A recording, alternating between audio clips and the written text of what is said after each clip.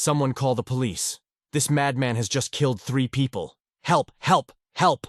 Give me that phone. I'm going to break your neck, you son of a bitch. Move out of my way. Help! Help! Help! Police, is this the police? No, this is the operator. How can I help you?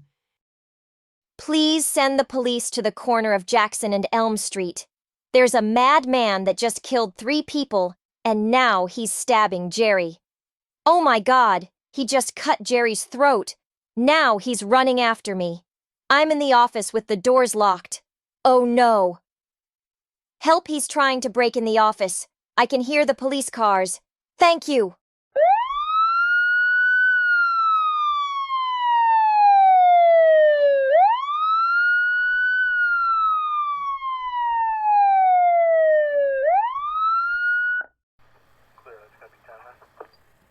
That's right. I am Joseph Halloway, a seasoned lawyer, and I have seen the dark recesses of humanity through my many years of practice. Yet no case haunted my conscience as the one involving Samuel Donnelly, a man whose madness seeped into every corner of his existence. It was a case I should never have taken, and the echoes of that decision still reverberate through my life. Samuel Donnelly was a man of madness, a labyrinth of delusions and horrors. His crime, the stuff of nightmares, was enough to send shivers down the spine of even the most stoic observer of human suffering. I should have walked away when I first met him, but something compelled me to take his case. It was a decision I would regret for the rest of my life. The trial was a harrowing experience, the courtroom heavy with the weight of Samuel's insanity. I watched as he ranted and raved, his eyes glazed with madness, his words a cacophony of paranoia and delusion. The evidence against him was overwhelming, and his conviction was all but assured. The jury returned a guilty verdict with a swiftness that spoke of their desire to be rid of Samuel's presence. But it was the sentencing that would forever haunt me.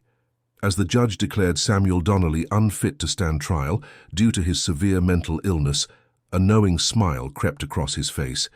It was a smile that sent chills down my spine, a sinister promise of retribution that hung in the air long after the gavel had fallen. I had believed that my involvement in Samuel's case would end with the trial, that I would never have to face the madness again. But that was not to be. My curiosity got the better of me, and I found myself visiting Samuel at the mental hospital to understand more about the mind that had committed such horrific acts. The facility was a desolate place, with echoing corridors and a palpable air of despair. The patients shuffled through the dimly lit hallways like ghosts, their vacant stares mirroring the hopelessness that had become their existence. It was in this bleak setting that I confronted Samuel once more. His eyes were fixed on me, an unsettling intensity in his gaze. He sat in his cell, rocking back and forth, muttering incoherently. I approached cautiously, unsure of what to expect. Samuel's eyes followed me, his lips moving in a silent recitation of words only he could comprehend. "Samuel," I said, my voice trembling, "I had to see you. I had to understand why." He stopped rocking and turned his unblinking gaze toward me. For a moment I thought he would not respond, but then he spoke, his voice a chilling whisper. "You couldn't save me, lawyer. The darkness inside me is too powerful." I shuddered, unnerved by the certainty in his tone. "What do you mean, Samuel? What darkness?" He grinned, a malevolent smile that sent a shiver down my spine. "The same darkness that's inside you. I left the mental hospital that day, haunted by Samuel's words. They lingered in my mind, a troubling echo of his madness that I could not shake. I tried to bury the unease, to continue with my life and put the case behind me, but Samuel's presence was like a shadow that refused to be dispelled. Weeks turned into months, and I tried to move on, to forget the horrors of Samuel Donnelly. But then, one fateful night, a news report sent shockwaves through my world. Samuel had escaped from the mental hospital, leaving a trail of violence and chaos in his wake. The madman was on the loose, and he was coming for me. The news detailed the gruesome murders that followed Samuel's escape. He left a trail of carnage as he made his way towards me, eliminating anyone who dared to stand in his path. I watched the reports with a growing sense of dread, knowing that Samuel's promise of retribution had now become a terrifying reality.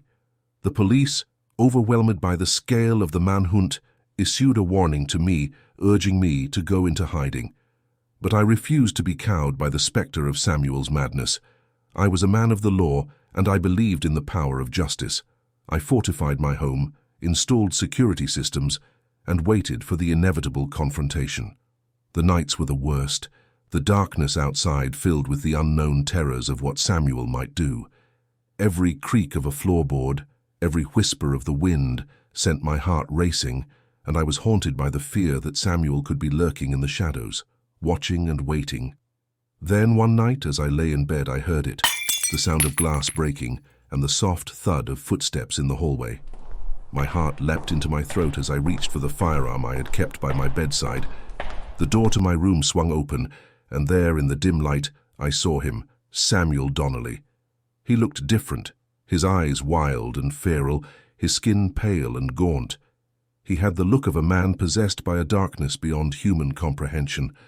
Without a word, he lunged at me, and a desperate struggle ensued. The room became a battleground, a nightmarish dance of violence and survival. I fought with everything I had, but Samuel's madness had given him a strength and ferocity that defied reason.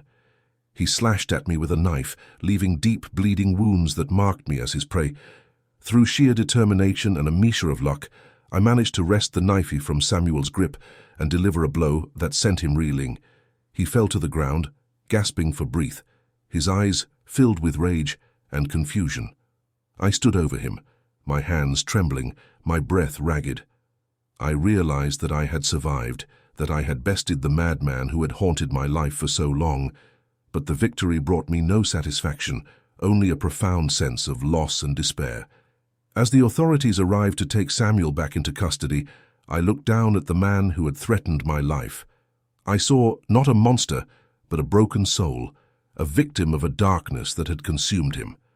The years have passed since that night, and the scars from my encounter with Samuel Donnelly have not faded.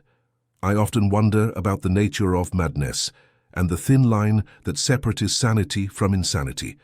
I know that I will carry the weight of my involvement in Samuel's case for the rest of my life, haunted by the choices I made and the darkness I glimpsed within myself.